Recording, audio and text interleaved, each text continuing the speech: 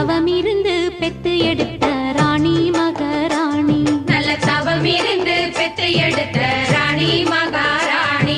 இந்த குணவதிய கண்டுபிடிச்ச ராசா மகராசா, இந்த குணவதிய கண்டுபிடிச்ச ராசா மகாராசா. ஓ ஜோடி நல்ல ஜோடி இது, மாப்பிள்ள பொண்ணையும் பாரு.